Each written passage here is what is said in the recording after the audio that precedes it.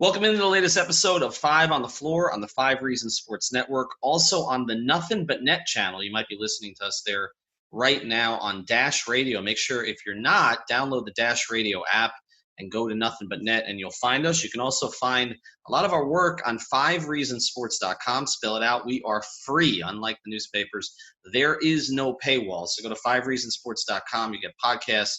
Not just ours, but also 3 Yards Per Carry is back. Five Rinse Canes had a new episode that just came out, and all of the others, as well as our YouTube channel and our merchandise. Also, check out all the great sponsors of the Five Reasons Sports Network. That includes, and I know our other sponsors are upset at us about this, but this is one of our favorites, Biscayne Bay Brewing, the official craft beer of Inter Miami, the Miami Marlins, yes, those Miami Marlins, and Five Reasons Sports. Biscayne Bay Brewing is South Florida's actual independent brewery. They're not owned by anybody else. They're owned by local guys who employ people in this community to make their beer right here in South Florida. These guys are committed to our community and to supporting Five Reasons Sports so we can keep bringing you all the local sports content that you can handle. If you care about supporting local business and drinking amazing beer, grab their stuff. That's Marlins Lager, Miami Pale Ale, Tropical Bay IPA at all major retailers throughout South Florida. It's the beer we're drinking at Five Reasons Sports. Again, that's Biscayne Bay Brewing. And now, today's episode. Welcome to Five on the Floor, a Miami Heat and NBA podcast from Ethan Skolnick with Alphonse Sidney, a.k.a. Alf954. Brought to you by the Five Reasons Sports Network.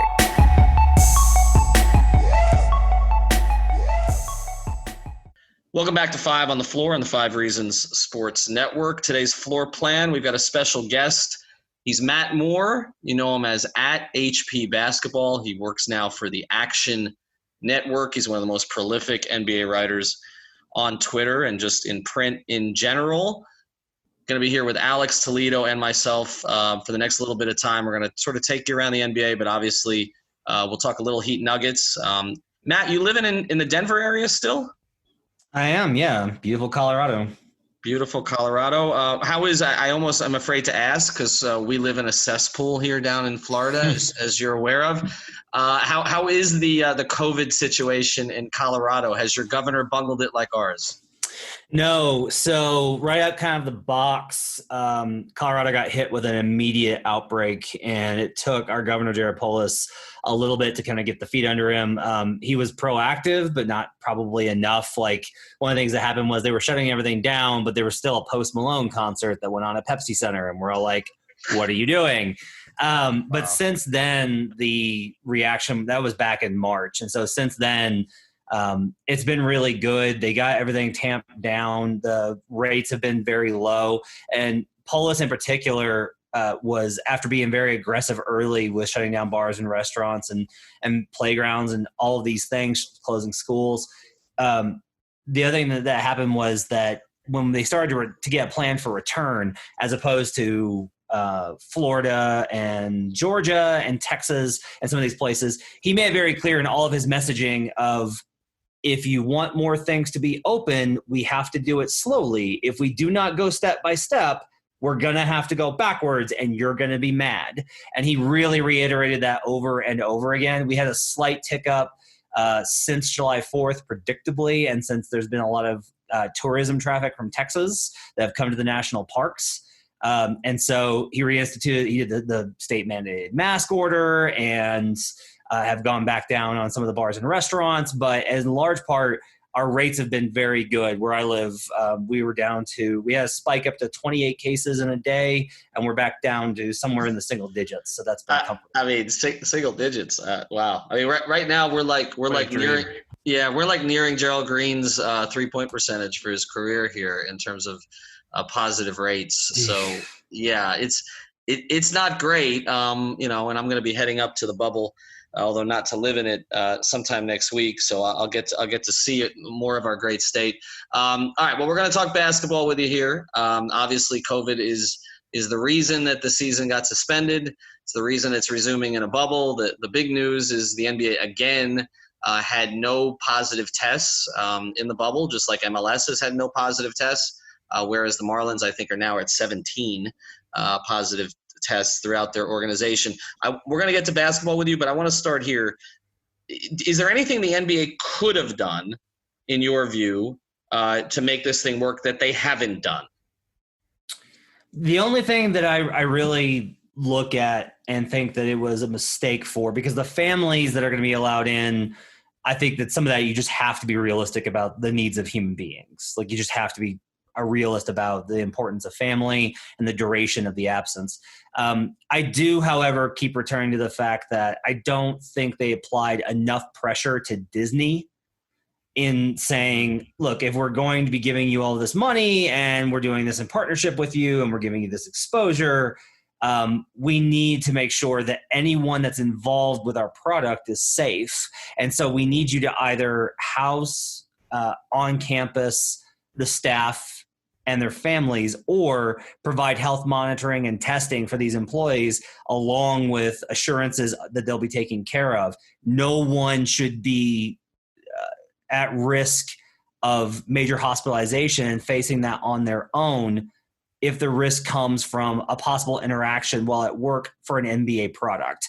Like, this is our product, and if we're going to take care of our people, we need to make sure that we're taking care of everyone. That's the one thing I can look at. Like, I've read the 108-page protocols. I'm sure you have, Ethan, and like, yes. it's beautiful and it's amazing and it's so thorough. It's like an incredible document in terms of how thorough it is. And I just kept wanting to tattoo it on people's faces when they were talking about things they did not know about on Twitter.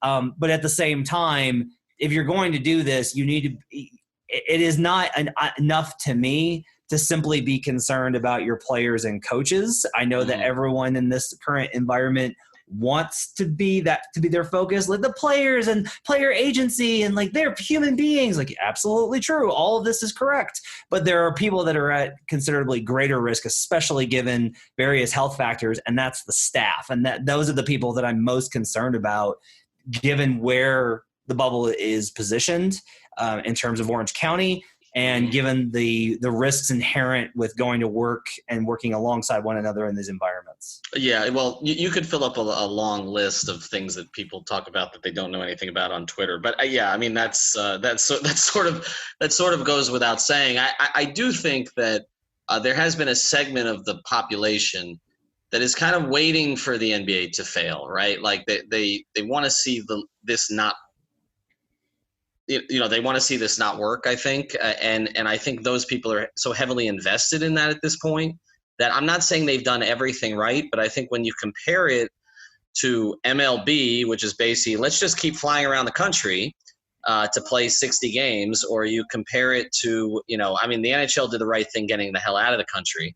But if you compare it to the NFL, which, still thinks people are going to play fans are going to come to their stadiums in the fall, I don't know how you could expect much more of Silver. And I tweeted something tonight, Matt, that actually I turned my notifications off because a certain former Heat legend just retweeted it. So I guess he agrees that I don't really understand. Silver's getting a hard time from some about China, but also about testing. And this idea that it's like you can't win either way. If you don't test the players properly and they come down with coronavirus, then it's your fault. But if you give them regular tests, then it's why are they getting tests and nobody else is getting tests? And he even came out with something today where he's going to provide free tests in that area. But I feel like we're expecting more of Adam Silver than we are of the government right now. Like, the 108-page protocol is more than we're getting out of Washington, D.C. So I don't think people are rooting for it to fail. I think that it comes off that way. Because, I agree, that's how I take it too, is I'm just like, why do you want this to fail badly? Like, you are supposedly like an NBA fan and personality. Like, why do you not want basketball to happen? I think it's more just that there's on Twitter a very strong performance, like, it's entirely performative. And so if you position, everyone's always racing to the highest ground. And the highest ground is shut all sports down, don't risk anyone's life, no one should die for sports, sports are not important. And it's like, look, we have to deal with the realities of the world that we live in. And that doesn't mean going the other way and being like, let's just go, like, what baseball's thing has been like, well, guess we'll see. And NFL's has been like, what virus? And so, like, you don't do that. You take as many precautions as you can, which is what the NBA has done. The testing stuff has been frustrating for me in the sense of, one, I think we have pretty much proof now, given the high rate of players. Like there was a 5 to 7% positivity rate across all players tested prior to the bubble. They would not have known that they had COVID in some of these cases because they were asymptomatic and they were like, I felt fine, which means they would have continued going to the grocery store or going to see friends or doing the other things that people do in their lives, as we all manage this. We all have to participate in risk management. So in a lot of ways, to be perfectly honest, the testing that was done for the NBA likely contained spread just by being like, hey, you've got COVID, you should stay inside until you come down here. And then two, the idea that these tests, it's binary, where if the NBA wasn't testing, then these tests would be going to people that need it. That's not how this works. Like, that's just not how this works. Those tests would simply not be used because this is about logistics and it's about money. And those two things continue to go be problems. And the reason they continue to still be problems is that this is the job of the government, is that this is why we have a government. Someone please go read Rousseau, like, for the love of God. I do not understand that. Like, the NBA is not responsible for public health policy. The NFL, the NHL, MLB isn't. And quite honestly, the states are overwhelmed because they don't have guidance from a federal level. This is entirely the fault of our federal response because that's why we pay taxes, for them to protect citizens. Again, this is why we have a government. Thanks for reminding me. All right. Well, we have a league. They're coming back. They're starting as we speak tomorrow. And most people will be listening to this on the day that the NBA resumes after roughly about a 4-month break, a little bit more than a 4-month break. We've had a bunch of people here on 5 on the Floor, talking about how you really can't predict anything, right? I mean, you're in the prediction business to a certain degree. You work for the Action Network. We had Stan Van Gundy saying I don't know how you would gamble on this because, I mean, we didn't know how all the players were going to come back. You've got, a couple guys who've opted out, obviously not as many as I anticipated, not as many as we're seeing in the NFL, but it's kind of all sort of very much up in the air here. But you did write a piece, and Alex and I wanted to get into this, about the Bucks, who were not just good this year, but historically good. But you think they're vulnerable. Why? The big problem is that their defensive scheme, which is drop, and they are the best in the league at it, inherently allows shooters, especially from deep, to get shots up. They allow a high number of three-pointers. So do the Raptors. The versatility, though, is the key here. The Raptors, if they need to, can tailor their approach to they're going to switch, or they're going to blitz, or they're going to play zone. Nick Nurse is the best defensive coach in the league and probably the best overall coach in the league right now in terms of the flexibility that it brings to the table. I think if we look at the Bucks in particular, what bit them last year was they did a pretty good job on Kawhi Leonard, and they did a pretty good job on Danny Green, and they did a pretty good job on all these guys. And then Fred VanVleet went absolutely thermonuclear on them, and it blew up the entire construct. If they face a team in the second round like the Miami Heat, particularly with the number of handoffs that the Heat run, they run the most in the league, they are going to be very vulnerable to those shots unless they completely flip their defensive identity. And Mike Budenholzer is from the Popovich school of thought, which is you don't switch up your identity. You make adjustments, you switch up rosters, you do little tweaks, but you don't change what you do. Like, you dance with the one that brung you. And in this Bucks case, it's a defensive scheme that's very vulnerable to shooting, and both the Heat and Celtics have the capacity to shoot the Bucks out of the playoffs. Matt, so I think it's fascinating that you talk about the drop, and it's one of the things that you really talk about in this article here. Heat fans have become familiar with the drop defense over the past few years with Hassan Whiteside, but now the backline defender there is Myers Leonard, and it's kind of something that Spoelstra has had to do just he's got the personnel that he's got, right? And that team is basically a rotation of, let's say, 6 subpar to worse defenders, and I think that he's done a great job getting the team to about 14th all season in defensive rating. Do you think there's any defensive upside for this Heat team in the playoffs now that they've got basically an offseason and a training camp to kind of integrate some of the guys that they got at trade deadline? Because I think that's kind of one of the things that's going to be really important if you're talking about the Heat making any sort of surprising run is how is their defense, specifically their point of attack defense, and how it goes from there. Is any of that going to improve? So I actually wrote about the Heat back in January, and I said, you as bettors, because they were one of the best teams against the spread, I was like, you might want to start looking to fade the Heat a little bit because their defense is going to regress. And lo and behold, it did until the end of until the suspension of the season, in large part because it was just, if you looked at the expected value of shots, what opponents shooting from the positions that they were, they should have shot a lot higher. It was such a deviation. It was the highest in the league between what the expected effective field goal percentage was and what the actual was. Now that data point, you have to go back and you have to actually watch. And when I watched, I was like, no, these guys really are just missing shots. Like, this is going to come back down. I think the Heat shooting, which was above their expected value, is sustainable because they have Duncan Robinson and they have insane shooters. It's why Iguodala is important. It's honestly, to me, why Jay Crowder is very important. That was a steal that they got was Jay Crowder, and their ability to deploy veterans that know how to switch, that can call those out, that can body guys that they try and post them, but can also contain guards, is going to be a very big deal. A lot of the younger guys are going to have trouble with that. That's an issue. Is younger guys, they are not as experienced. They don't have, they're not conditioned as well for NBA movements. And so a lot of times those young teams struggle with perimeter contain. And that was an issue for the Heat. Adding Iguodala and Crowder helps that a lot. I also think that because they don't have to play like a standard defensive scheme and they can tailor their approach with Spo at the helm, like I have a lot of confidence he's going to figure out ways to do that. Bam and Jimmy Butler. If you put those two together and you're just like, I need to build a defense around these two guys, that gets you a lot of the way there.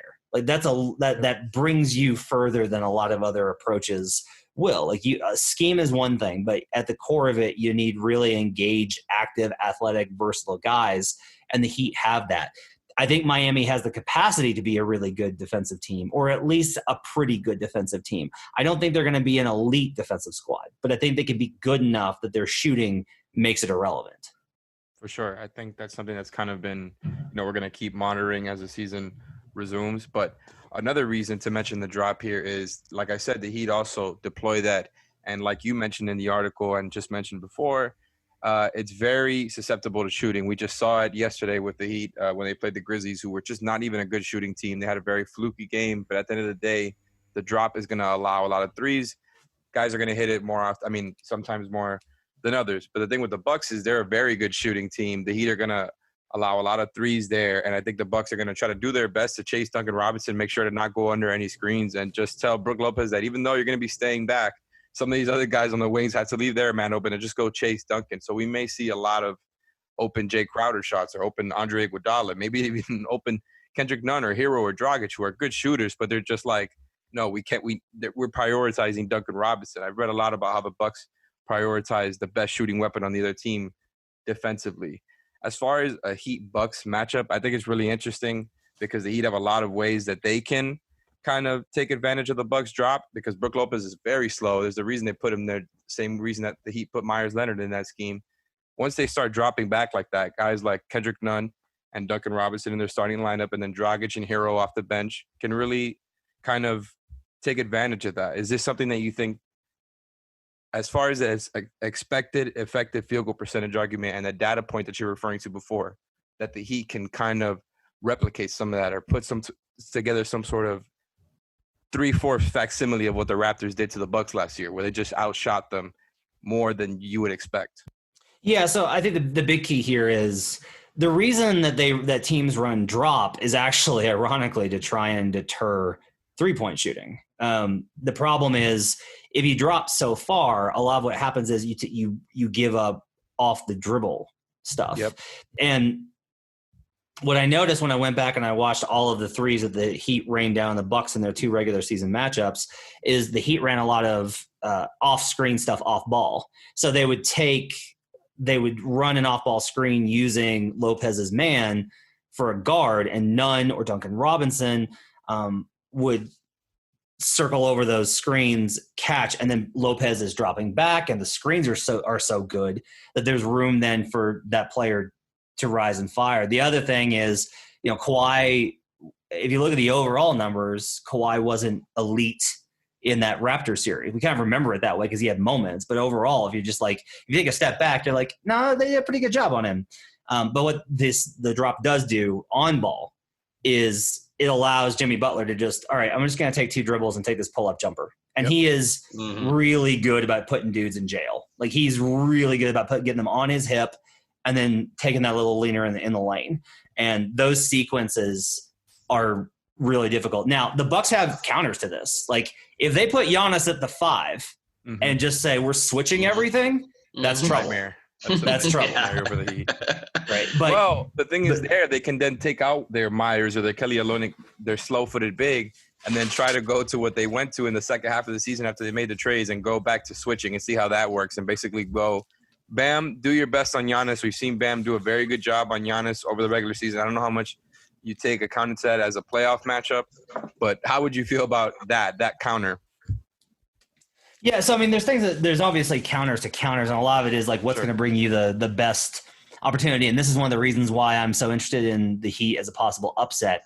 Is it's like, okay, well, given all these things and given the strength of the two teams, even after all these adjustments, the Bucks should win. But the Heat just have the shooting that could just nullify all this. Like, they just have superior shooting, and if Robinson is just going wild on offensive rebounds and little plays like that, those margins can wind up being the difference in the series. Like, people forget how close Game 3 was with the Raptors. Like, the Raptors nearly lost that game at home, and if they had, like, that was it. That was curtains.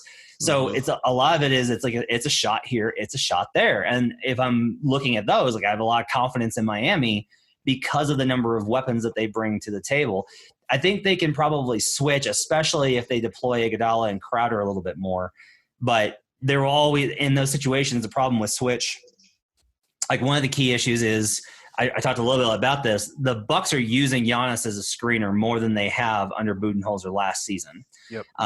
And the big counter to switch is you slip the screen. And so if it's Bledsoe or Middleton running that pick and roll, and you try and switch it and Giannis is the one slipping. No chance. Good luck. Chance. Best of luck to you.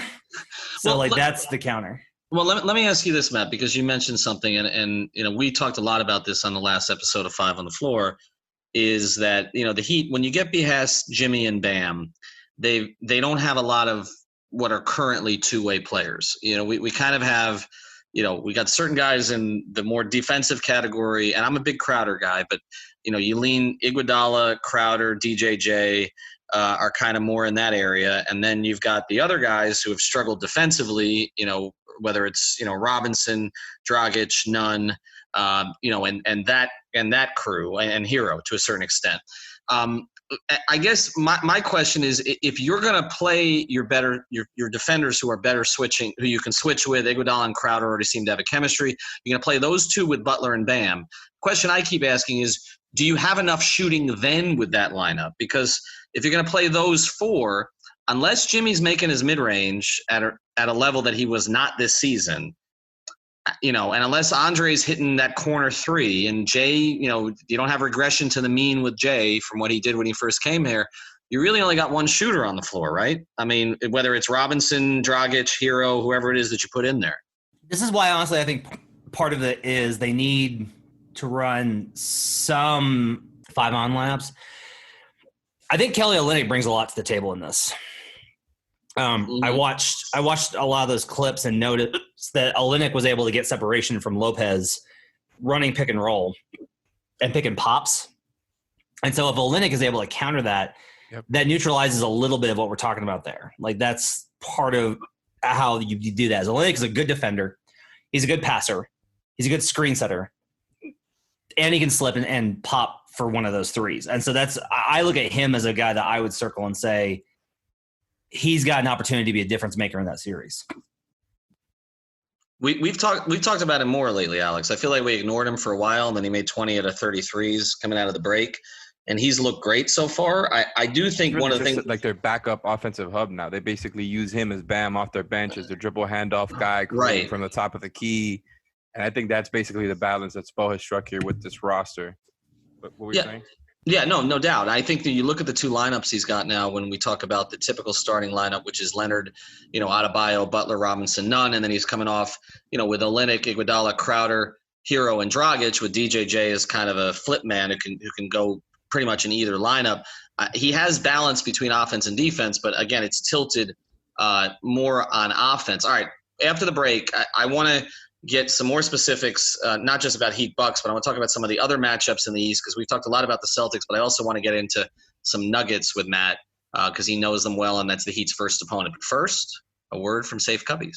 I want to introduce you to another of the great new sponsors of the 5 Reasons Sports Network, and it is a sponsor that would be important in any time if you want to have a beautiful workspace, but it's especially important now when you need a safe one as well, and that's safecubbies.com, which offers modular office solutions designed to elevate your open office into a modern and safe environment at any budget. You can personalize your workspace with options like whiteboards, magnetic panels, acrylic sheets, and graphic branding. Most of the surfaces are non-porous for easy cleaning and can be removed or replaced within minutes. Now, this is for workplaces. They've got a bunch of different options on their professional series, but also they've got private room solutions, dividers, and sneeze guards, and they have a classroom series as well. So if you're involved with a school, this is definitely something your school should check out, of course, if we have school in the fall. And that's the point here. We are entering a new normal period with COVID-19. Safecubbies.com, which is locally owned, is the place that you want to go. The phone number is 754-216-1071. Again, that's 754-216-1071 or safecubbies.com. Matt, let's get to another matchup in the East. I didn't plan on going here with you, but this stuff is so good on the Bucks, and we've talked some about the Bucks, but we've also talked some about the Celtics. And we've kind of come to a conclusion here at 5 on the Floor that this is the worst matchup for Miami. And not just because they lost the games against them this year, which were second. I know you're big on second night of back-to-backs, and these were second night of back-to-backs. But they just pose more problems for Miami, it seems, because they have two-way wings. Hayward went off on them in the second game. Miami can't hide a lot of bad defenders on the Celtics. On the Celtics, exactly. What do you, when you look at that matchup, provided again Kemba's knee is right, which is a big question in the bubble, is that a matchup that Miami can do anything with? I think it's tough. The good news is when you look at the differentials and the gaps, it's highly unlikely that Toronto slides down to 4, and it's highly unlikely that Miami or that Boston slides down to 5 or 4 to face Miami and anybody jumps them. It would not only take the Sixers going on an unbelievable run, but it would also take Boston and Miami underperforming in order for that to catch. So the likelihood of them seeing them is very, very low. In part, I think one of the keys here is there's 2 matchups for Miami I'm really worried about. It's the Sixers and it's the Celtics. If things stay as they are now, I actually think this is the premium lie for Miami. I think that this is the right kind of matchup, because the problem I think with Boston is they have so many shot creators that the Heat are basically like, okay, we have some strong defenders, and as long as the other guys are fine, the Celtics have the ability to just hunt down matchups, because they have so many creators. They have no front court depth, right? Mm-hmm. So like in that series, Bam would be able to do whatever he wanted, but Bam's also not a guy that you look at and go, I'm worried about him going for 40 every game, right? He does like everything, which is incredible. He's incredibly skilled, but you're not really worried about that. If you have Marcus Smart, Gordon Hayward, Jason Tatum, and Jaylen Brown to throw at Jimmy Butler and be like, we're just going to keep finding, like, we're just going to cycle these guys through until we find something that works. The Heat's depth is better, but that obviously I think matters less as the playoffs go on. And they have so many different ways to hurt you that they would be able to find those holes in those defensive coverages. They would hunt down, if you try and switch, they're going to hunt down whoever it is that's the weak point and really target them in a way that the Bucks really don't. They have a lot more versatility, and they have, and their defense is still very, very good. So I would lean heavily towards Celtics if it's Celtics Heat in any sort of series. I think it's really tough, the Celtics matchup for the Heat, and for all the reasons you're saying, they really can't hide anybody because they could really just abuse you on whatever matchup they've got there. The thing with the Celtics to me is Kemba is just a drop killer. The guy will pull up if you go under a screen, if he gets that space. And if you have, your perimeter guy, make sure that, to run him off the line and kind of force him inside and maybe funnel to the 7-footer, whether it's Myers or Bam. And you've got other guys that are going to be, that can really just go off the catch and create for themselves. It's really just a cycle of creators all over the floor. And I think you said that the Sixers matchup is somewhat of a difficult one for the Heat. And we've kind of argued amongst ourselves all seasons about that matchup. We've kind of gone both ways about it because I think at first we were all to different degrees more or less worried about the Sixers. And as the season went on, the Heat, won the season series 3-1, kind of figured some things out and just how to beat the Sixers' size and their drop and just basically figuring out that their shot making is very good. How would you feel about that Heat-Sixers series now that we know what we know about how the Sixers are running things with Simmons at the 4 and, they're back to being healthy? How would you feel about that matchup in itself?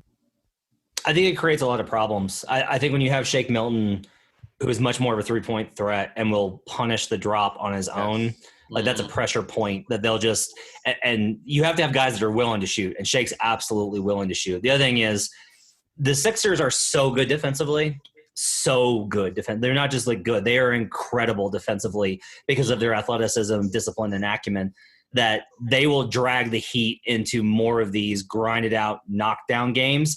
And Butler's made for that. But I don't know that anybody else on Miami is. Mm-hmm. And that kind of a series is just not one where they're going to be comfortable. There's going to be very few opportunities to get free. They're going to sick one of their premium defenders on Robinson and just crowd him all the time. Tyball's going to be all over Duncan Robinson. Tyball will be all over him for a while. Tyball or Josh, right? I would think that they would just rotate the two of them and throw Simmons on him occasionally. I think what you're hitting on is really interesting because Miami is so unconventional in some ways that, you just look at the standings and you'd say Milwaukee, Toronto, okay, you don't want to play those teams. But I agree with you that Boston and Philly, for a variety of reasons, provide more problems for them. And I do think with the state of Indiana now not having Sabonis, that Heat-Sixers series is going to happen.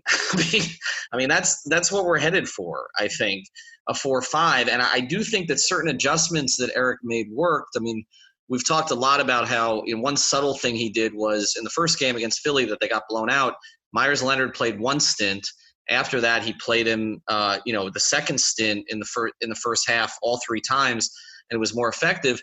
But if Philly's playing differently, if they've taken Horford off the court, it's harder to do that, right? I mean, you're not. It doesn't present the same advantage. I do think that there's going to be some issues there for sure. So yeah, that's interesting. All right, well, let's get to their first opponent though, because the Nuggets pretty well, and I think we were all surprised the shape that Jokic came back in.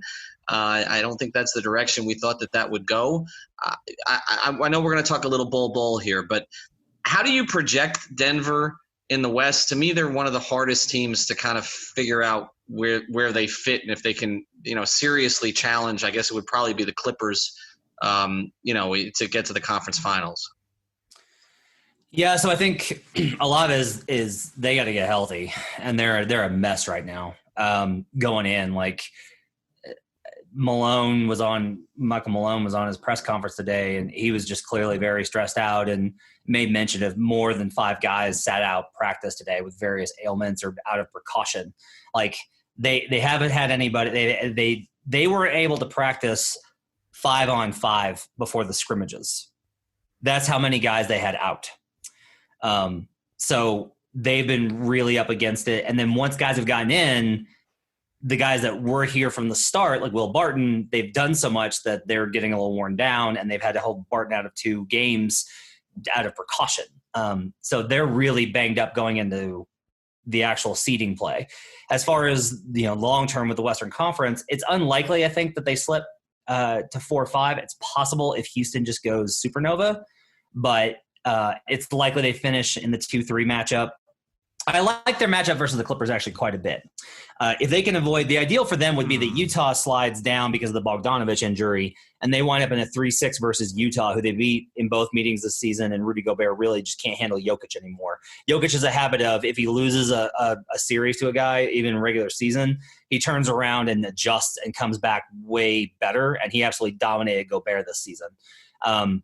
If they get that 3-6, then they can get out of the first round. And then I like them versus the Clippers because Ivica Zubac and Montrezl Harrell are simply not good enough to be able to contain what Jokic is able to put pressure on. Zubac can't handle him on the perimeter where he's able to hit from outside and punish them with passes, and that opens up the passing lanes. And then as good as the Clippers are, and they're dominant with Leonard and Paul George, sure, the Nuggets' various pressure points aren't ones that the Clippers are well positioned to attack. And so I think that series is probably a lot closer than people would think. The big thing for the Nuggets, though, is if they fall into the 4-5, they're done. Because if they fall into the 4-5, even if it's versus Houston, and even if they make it out of that series, the Lakers, they cannot beat. The Nuggets' basic plot to a finals is that the Rockets get into the 4-5. The Rockets beat in the first round. They upset the Lakers in the second round. The Nuggets get past the Clippers, and then the Nuggets beat the Rockets as TV executives everywhere drink themselves to sleep. And then, at that point, I think the Nuggets probably do beat Houston and advance to the finals. But there's so many ifs in that construct that you can't think it's likely. They need a lot of firepower from young guys, particularly Michael Porter Jr. They need their guys to stay healthy, which has been a struggle. There's a lot of things going against Denver. They've been good when adversity hits them, but there's so much of it, it's hard to feel confident about their chances right now. So keeping going with the Nuggets and their talk, so the Heat are going to play them on Saturday. It's going to be the first of the seeding games. How do you feel about that matchup in general? I know, it's only one game, so we're not expecting any coaches to, change anything up. That stuff happens in the playoffs and 7-game series when you sniff out people's habits. But as far as this one exhibition seeding game, what do you think about that matchup specifically? I mean, I think it favors Miami. I think for starters, Denver hasn't been has not been a good shooting team all season. And while the variance in the bubble is certainly a question mark, I don't have any expectation the Nuggets are going to come back suddenly a fire, just flamethrower. So I think inherently they're going to have a little bit of an edge there. I think, they're favored. The Nuggets are favored by 2. I would probably put that at probably Heat -1 as a favorite, as a small favorite in this environment. I like the Bam versus Jokic matchup. It's athleticism combined with skill. That's a really favorable matchup, I think, in terms of if you're going to build a guy to go against Jokic, Bam is the kind of guy that I would build to kind of counter him. Myers actually gave him some trouble last year in the playoffs. And Olynyk is a comparable type player who's also physical, big enough, and a good passer. So there's issues there. I like Kendrick Nunn should be able to get pretty free especially Jamal Murray is guarding him. Butler will have his way. They struggle with the Nuggets really struggle with dominant wings, and Torrey Craig has shown success against smaller guys and bigger guys, but it's the ones in the middle like Butler where he tends to struggle. So I would think that I give Miami a pretty good chance in that game. All right, so let's ask about the guy that Miami is obsessed with, because it's one of those things where they picked a player for somebody else that they were never intending to keep, but he's a player that Heat fans were kind of targeting in the second round, and so it was like, you gave him cookies and then you gave him to somebody else. Is Bol Bol? I know you're talking about all these injuries, and obviously Mike Malone came out with that crazy lineup where Jokic was basically playing point guard. Is Bol Bol going to play a lot? He's going to play a lot in this first game. Is he going to play a lot during these 8, I guess, sort of tune-up seeding games? Not unless he's forced to. So his minutes dropped off considerably in that last scrimmage game. Malone probably, if I asked him now, he'd say, yeah, I'm going to try and find him some minutes. I think, he's been really good, and we got to get that kid on the floor. He's super talented. He says these things, and then the game comes, and he's like, oh, God, they're on a 5-0 run. I have to get my veterans back in. I can't afford screw-ups. He has a hard time trusting the kids. It's just a thing with Malone. I think versus some of the other coaches, Nick Nurse is really good at this. Spo, honestly, is really good at this. He has Malone's threshold for young guys is very high. You have to be really smart and know the offense. And neither Michael Porter Jr., Bol Bol know a lot about what they're doing right now. Now, I think he should play because just the presence of a 7'2" guy that can hit threes off the dribble from distance, that's insane. Like, it just bends the look on people's faces when he came out in these scrimmage games. The look on guys' faces was just like, what am I supposed to do with this? Like, what do I do with this? There are ways that you can definitely adjust to Bol Bol on the defensive end, but he blocks a lot of jumpers, which is kind of crazy. Like, he just blocks jump shots because he's so long. And so there's a lot that he brings to the table, but I thought a couple of games ago, I was like, I bet he plays Bol in these regular season games because he's going to give the guys time to acclimate. But I think there's a sense of desperation that's building with Malone, and he tends to burrow down in those situations and go with what he trusts. So now I'm of the mindset that maybe we won't see him. I think we'll see him for small minutes, but nothing significant. But what's the long-term plan there? Because, you have, an all-NBA center, basically. Are the two of them playable together long-term? What's the organizational plan? So, I think they're going to monitor Bol's progress, and the foot injuries are real, and that's a concern, as are Michael Porter Jr.'s various injuries in his foot and pack. But look, I do think that on some level, the Nuggets have managed to target and find guys that are 6'10" or taller that can shoot from distance reliably. And so as much as the league is going the small ball, they won't go 5 bigs like they had to in that opening scrimmage game. But I do think that there will be a move towards bigger, more athletic guys, because as Michael Porter Jr. gets more experience under him and strength training and turns into a fully formed player, and the same happens with Bol. Bol's honestly too thin and not strong enough to handle playing center right now. Mm-hmm. I legitimately think that his ability to space the floor does combine. Like, he and Jokic actually combine together very well.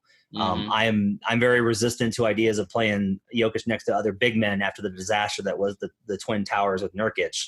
But Bol is such a fundamentally different player. I do think that they envision a day when the idea is Jamal Murray, a large 2-guard, Michael Porter Jr. at 6'10" at small forward, Bol Bol at 7'2" at power forward, and Nikola Jokic at 6'11" at center. And just good luck with that. That's like the whole idea. So, look, I think long-term, I think that's definitely on the table. I don't know if it'll work out that way. Bol Bol may be a reserve player. We'll see what happens to MPJ. There's a lot of question marks, but I do think that their combination of skills and shooting is, quite frankly, frightening to think about being able to play them together. All right, so I want to go through some awards with you here real quick, and I know Alex has got some other stuff, but I know – do you have votes this year?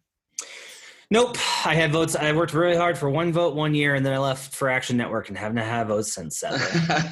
Well, I'm glad I don't have the votes anymore, because LeBron always used to look at me crosswise when I made a couple of picks against him in early years that I wish I could have back. But all right, let's go through it. First thing, real quick, any case to be made for anybody but Giannis for MVP? No. Okay. LeBron was great. He was amazing. There's just no question. Like, if you look at it from any angle, like, team success, absolutely historic. If you look at statistically, absolutely historic. Like, part of it, I get frustrated with the idea that, like, well, LeBron's 35. I'm like, you don't get bonus points for being old. Like, I'm 38. I don't get bonus points. That's not a thing that happens. Like, you were born younger. Congratulations. Like, no, this is not a thing. So, no, Giannis is the MVP. All right. Most improved player. I have a really hard time with this one.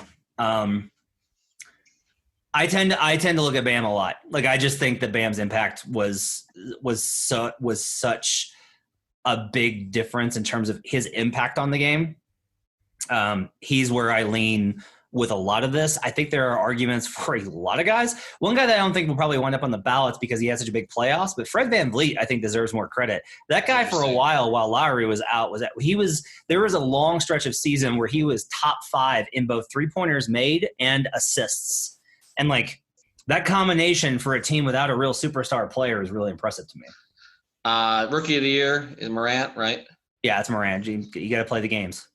Okay, defensive player of the year?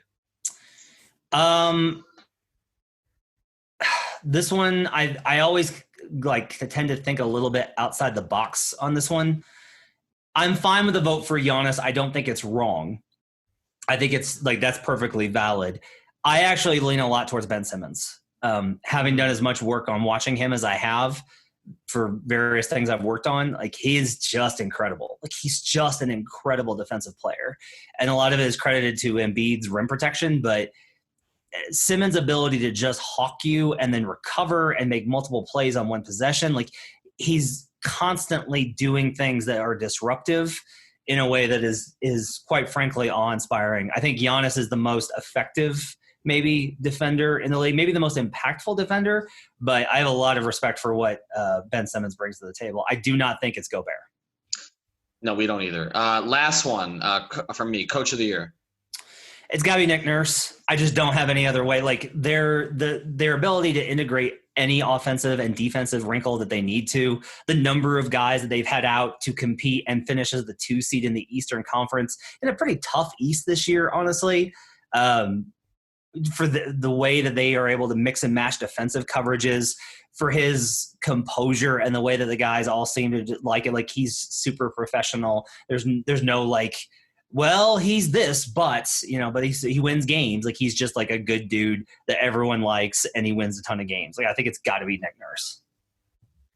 All right, so now let's transition to some playoff matchups talk. I mean, we already did some, but the one that everybody wants to see first and foremost, Lakers and Clippers. I think that's the one with the most hype. I think a lot of people know that the 3 best teams in the league are the Bucks, the Lakers, and the Clippers.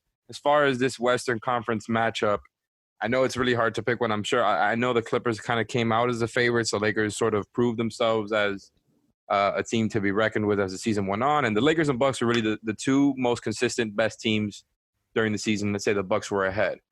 But would you favor the Clippers because of their depth and the way that they can play so many styles, or would you favor the Lakers because of, LeBron and Anthony Davis is somebody who you really can't contain with maybe an Ivica Zubac or a Montrezl Harrell? How do you think about that matchup? So it's weird because I think there's a higher chance that the Clippers are upset before the conference finals than the Lakers, but I like them a lot in the matchup versus the Lakers. As the season went on, the Clippers didn't take as many threes, but they have the capacity when they do decide to shoot threes, they shoot a ton, and the Lakers never do. And that math problem gets to be a real issue. When you're trading threes for twos, it's hard to keep up. The Lakers' floor is very high. The Clippers' ceiling is extremely high. I think it would be a great series. I think it would go long. I think it would probably go 7 games. But in a 7-game series, like I just tend to trust LeBron. And I know that everyone's like, but Kawhi and all that. I know. I view Kawhi's career a little bit differently. It's not that I don't think that he's brilliant. Like he's insane. Like his versatility, his efficiency across whatever set that you put him into is unbelievable. Off the catch, pick and roll, on cuts, spotting up. It doesn't matter. The guy's just cold-blooded. Love Paul George. Did a big feature on him last year for Action Network for his MVP case.